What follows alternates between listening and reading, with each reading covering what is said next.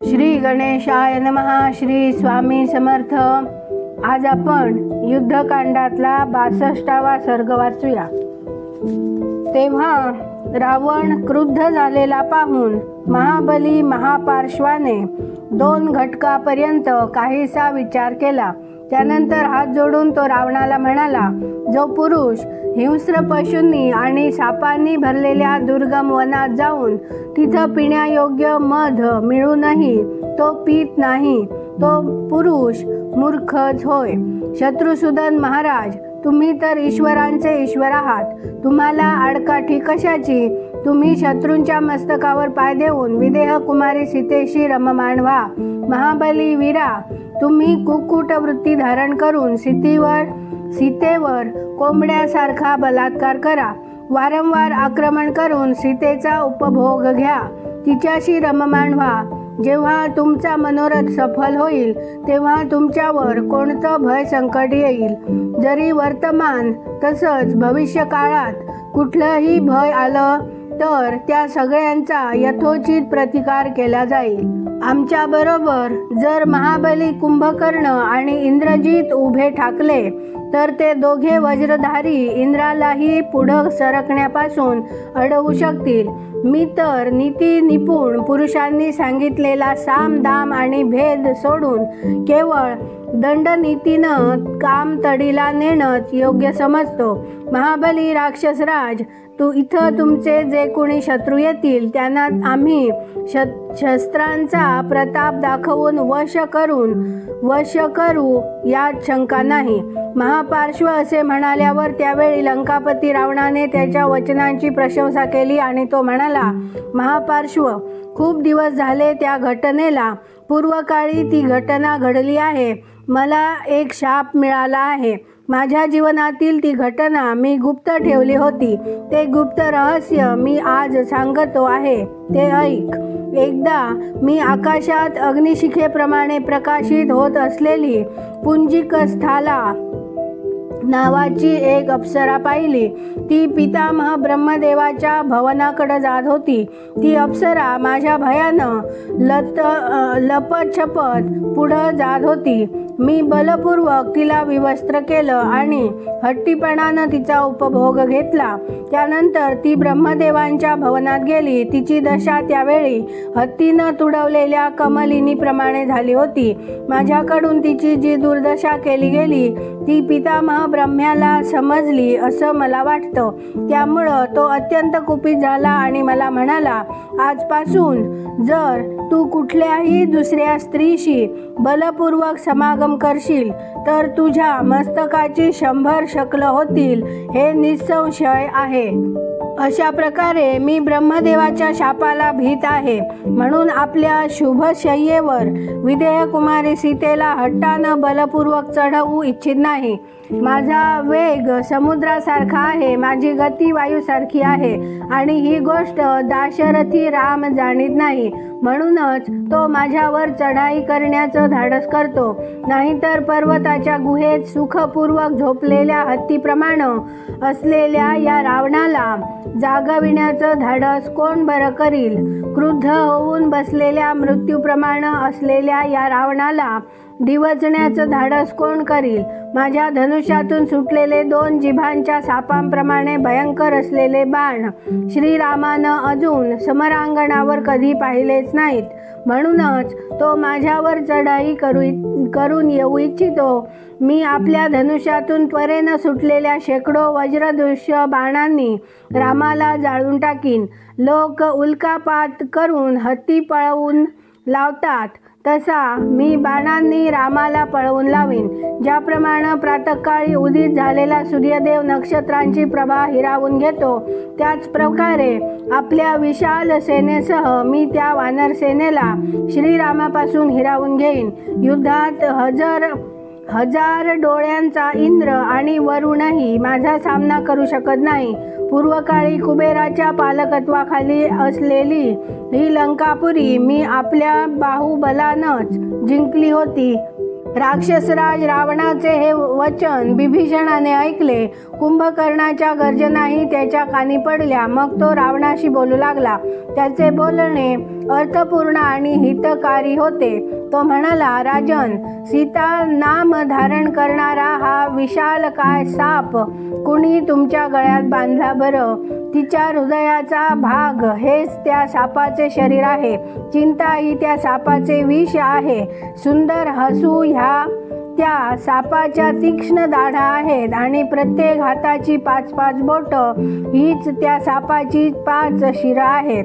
जोपर्यंत पर्वत शिखरासारखे उंच वानर इथं येत नाहीत आणि दात व नख या आयुधांनी लंकेवर हल्ला करत नाहीत, तोपर्यंत तुम्ही मिथिलेश कुमारी सीतेला दशरथ नंदन श्रीरामांच्या हाती सोपवावी असं मला वाटतं. जोपर्यंत श्रीरामचंद्रांनी सोडलेले वायुवेगी वज्रतुल्य बाण राक्षस शिरोमणींचा शिरच्छेद करत नाहीत, तोपर्यंतच तुम्ही दाशरथींना मैथिली परत करावी. राजन, हे कुंभकर्ण, इंद्रजित, महापार्श्व, महोदर, निकुंभ आणि अतिकाय कुणीही समरांगणी श्री रघुनाथांसमोर थांबू शकणार नाहीत. जरी सूर्य आणि वायू तुमचं रक्षण करायला धावला, जरी इंद्रानं किंवा यमानं तुम्हाला लपवून ठेवलं, किंवा जरी तुम्ही आकाशात किंवा पाताळात जाऊन बसलात, तरी श्रीरामांच्या हातून जीव वाचवू शकणार नाही. बिभीषणाचे हे म्हणणे ऐकून प्रहस्त म्हणाला, आम्ही देवांना आणि दानवांना कुणालाच घाबरत नाही. भय ही काय वस्तू आहे हे आम्ही जाणतच नाही. आम्हाला युद्धात यक्ष, गंधर्व, मोठमोठे नाग, पक्षी आणि सापांपासूनही भय नाही. मग समरांगणावर राजकुमार श्रीरामांपासून आम्हाला कधीही भय कसं वाटेल? बिभीषण राजा रावणाचे हित इच्छिणारा होता. त्याच्या बुद्धीची धर्म, अर्थ आणि कामात उत्तम गती होती. त्याने प्रहस्ताचे अहितकर वचन ऐकले. मग त्यावर तो भाष्य करू लागला.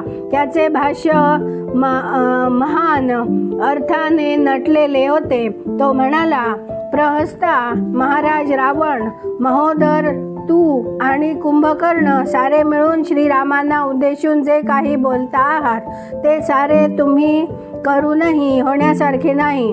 पापात्मा पुरुषाला स्वर्गात पोचवणं शक्य नाही, त्याप्रमाणेच ते करणं तुम्हाला शक्य नाही.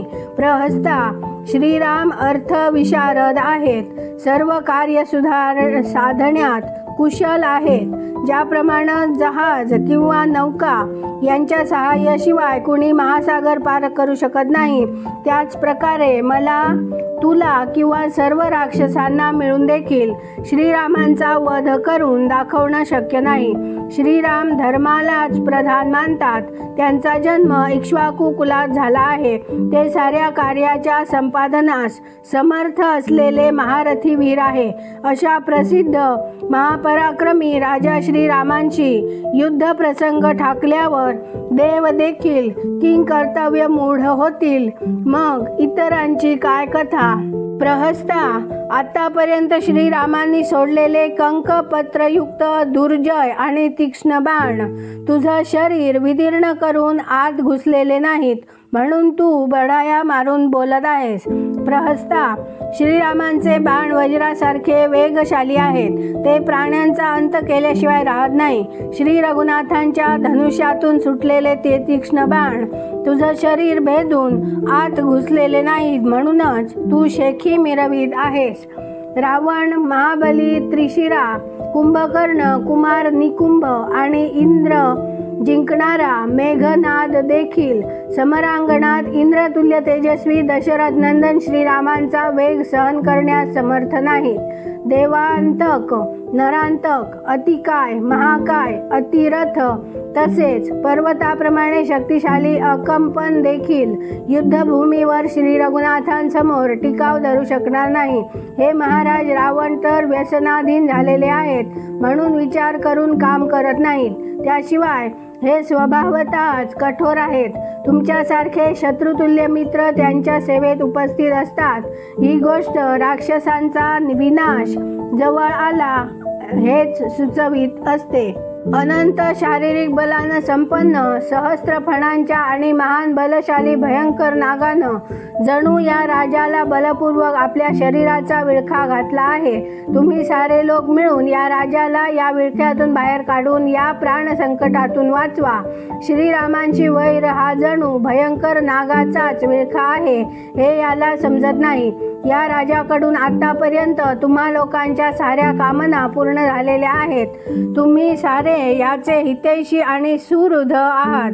भयंकर बलशाली भूतांनी झपाटलेल्या पुरुषाला त्याचे हितचिंतक आत्मीय जन ज्याप्रमाणे प्रसंगी त्याच्यावर बलाचा वापर करूनही त्याचं रक्षण करतात, त्याचप्रमाणे तुम्ही सर्वजण एकत्र येऊन आवश्यकता भासल्यास त्याचे केस धरूनही त्याला वाईट मार्गावर जाण्यापासून परावृत्त करा आणि सर्व प्रकारांनी त्याचं रक्षण करा.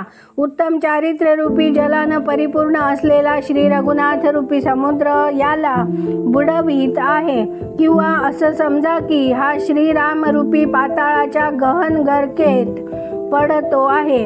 अशा अवस्थेत तुम्ही सर्वजण मिळून याचा उद्धार केला पाहिजे. मी तर राक्षसांसह या नगराच्या आणि सुहृदांसह स्वतः महाराजांच्या हितासाठी हे सारं सांगतो आहे. या राजानं श्रीरामांच्या हाती मिथिलेश कुमारी सीतेला सोपवावं हाच माझा उत्तम सल्ला आहे. वास्तविक खरा मार्ग तोच की जो आपल्या आणि शत्रुपक्षाच्या बलाचा पराक्रमाचा अंदाज घेऊन तसेच दोन्ही पक्षांची स्थिती, हानी आणि वृद्धी यांचा बुद्धिवाटे विचार करून जे स्वार्थासाठी हितकर आणि उचित असेल तेच बोलेल. इथे 62वा सर्ग पूर्ण झाला. उद्या आपण 63वा सर्ग वाचूया. व्हिडिओ आवडल्यास व्हिडिओला लाईक करा, शेअर करा, सबस्क्राईब करून बेल आयकॉन क्लिक करा. कमेंटमध्ये जय जय श्रीराम लिहा. धन्यवाद.